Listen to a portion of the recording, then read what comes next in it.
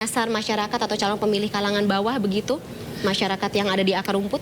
Sebenarnya Partai Perindo itu mengikuti jejak PDIP. Oh. PDIP Partai Wong Cilik, kemudian itu kami Partai Perindo atas arahan Ketua Umum Partai Perindo Bapak Haritanu Sudibyo itu menekankan untuk betul-betul bukan hanya ngomong saja, tetapi langsung action di lapangan, langsung turun tangan, langsung peduli, dan lakukan semua hal yang kami bisa lakukan untuk menolong Wong Cilik. Makanya itu banyak sekali kan program-program untuk menolong UMKM, menolong rakyat yang memiliki kebutuhan, rakyat yang termarginalkan.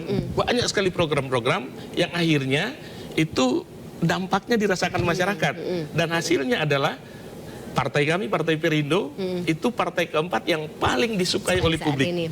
Ini juga yang menjadi daya tarik tentunya ya. Betul. Untuk diundang sampai diundang oleh partai ruling party saat ini, PDIP begitu. Betul. Ini juga masuk dalam agenda kerjasama politik yang akan dibahas ya, Bang Yeri. Nah, kalau soal kontennya nanti kita akan dengar di akhir, akan ada press conference. Ada kesepakatan yang akan terjalin? Iya, pastilah. Ini kan namanya kerjasama politik, pasti ada kesepakatan-kesepakatan yang nanti akan disetujui bersama. Tetapi nggak bagus kalau langsung dibuka di awal kan? Biar surprise nanti. Biar surprise. Kita harus tunggu sampai akhir. Jam 9 ya, Bang Yeri? Iya, jam 9 akan mulai, dan kemungkinan nanti Pak Ketua Umum Partai Perindo akan ada pertemuan khusus dengan Ibu Megawati Soekarno Putri, barulah masing-masing DPP itu akan bertemu. Ini juga tentukah ya kalau secara logika sih mungkin ada hubungannya dengan salah satu bakal capres yang kemarin datang begitu, kayak MNC Forum yang kita tahu itu tujuan akhirnya. Yang berasal dari partai yang bersangkutan begitu. Itu tujuan akhirnya. Tapi gini, saya mau ngomong gini. Sebenarnya ada chemistry yang sangat kuat antara PDIP dengan Partai Perindo. Soal keberpihakan kepada Wong Cilik. Nah, walaupun Partai Perindo itu belum begitu lama, tetapi dampaknya sudah sangat kuat di masyarakat loh. Top of mind masyarakat ketika dengar Partai Perindo itu keberpihakan kepada Wong Cilik, keberpihakan kepada UMKM. Nah, ini kan selama berpuluh tahun itu melekat di PDIP. Nah, sekarang Perindo yang ngambil sebagian dari top of mind itu. Jadi ada semacam, ya kalau kita bicara pakai bahasa awam, ada kurikulum vitae yang bagus begitu. Betul. Ya. Yang sama-sama, oh ini ternyata motivasinya sama. Betul. Terus kemudian jalan atau program kerjanya sesuai begitu. Betul. Satu sama lain, maka undangan untuk melakukan kerjasama politik ini datang begitu dari partai yang bersangkutan. Karena track recordnya kan jelas. Sama ya. Sama. Lalu Partai Perindo itu konsistensinya tinggi. Kami nggak peduli apakah tahun politik sudah dekat atau masih lama, itu jalan terus.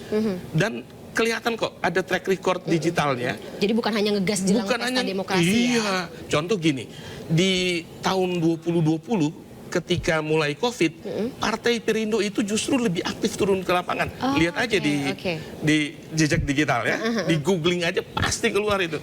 Jadi udah ngegasnya dari 2019 sebenarnya, dari ketika bencana melanda Indonesia waktu itu. Dari 2016, 2017 kita konsisten sejak awal berdirinya Partai Perindo, tidak pernah tanpa ada satu hari kader Partai Perindo turun menjumpai masyarakat dan melakukan kepedulian sebagai bentuk keberpihakan kepada Wong Cilik. Oke, kita bicara mengenai kerjasama politik atau rencana kerjasama politik lagi ya, Bang Yeri ya. Kan ini bisa dibilang safari Partai Perindo bukan kali pertama, bukan safari politik pertama lah, safari pertamanya Partai Perindo begitu. Sebelumnya sudah mendatangi parpol-parpol, ya tadi ada Gerindra, kemudian juga pernah ketemu sama Golkar juga begitu. Kalau mungkin bisa lagi-lagi dibocorkan. Komunikasi seperti apa yang terjadi atau sudah dilakukan oleh Partai Perindo sebelumnya sampai dengan saat ini gitu, kita ketemu PDIP, Perindo ketemu PDIP. Ya, komunikasi politik itu wajib dilakukan oleh Partai Perindo, bahkan oleh partai manapun, untuk menemui dan menjalin persahabatan politik dengan sesama partai politik. Itu wajib. Jadi semua partai melakukan ini. Ada safari-safari politik. Lalu kan nanti sampai di keputusan untuk memilih partner atau mitra untuk bekerja sama yang terbaik. Nah, keputusan itu tentu tidak mudah ya. Iya, butuh banyak pertimbangan gitu ya Bang Giri ya. Betul. Saya sih sebenarnya mau menunggu pertanyaannya Mbak Fani. Apa nih? Kenapa pilih Ganjar begitu kan? Tapi itu katanya Tapi mau buat nanti. surprise. Oh itu nanti kan? Jadi nanti gini. Jadi surprise di akhir memang. Tapi saya kasih bocoran dikit ya. Gini, Ketua Umum Partai Perindo Pak Haritanu Sudibyo itu selalu menekankan kepada kami untuk dengarkan suara rakyat. Oke. Serap aspirasi masyarakat. Nah, itulah yang kami lakukan dan Melihat bagaimana atau ke arah mana rakyat ini akan berpihak. Betul. Kasih bocoran dikit mau nggak? Boleh banget. Gini, kan, Ini yang ditunggu-tunggu sebenarnya dari tadi. iya kan kami dengar suara rakyat dan karena Partai Perindo itu partai yang sangat peduli rakyat, makanya suara rakyat itu nomor satu bagi kami. Lalu berdasarkan data yang kami terima, hasil survei tentu saja, karena hasil survei kan cermin dari apa kata Suara publik rakyat, kan, suara rakyat. Itu dari bulan April, tingkat kepuasan terhadap kinerja Presiden Jokowi 75%. Betul. Bulan Mei naik lagi 75,4%.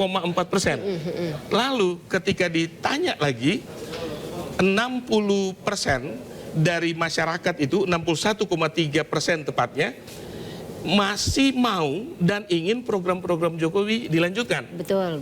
Ya kan? Hanya 29% yang ingin ada program baru. Artinya mayoritas suara rakyat ingin program Pak Jokowi jangan berhenti, Dilanjutkan, ya. tapi dilanjutkan. Siapapun nanti presidennya. Ini dia. Ini yang bagus. Sudah mengerucut pertanyaannya.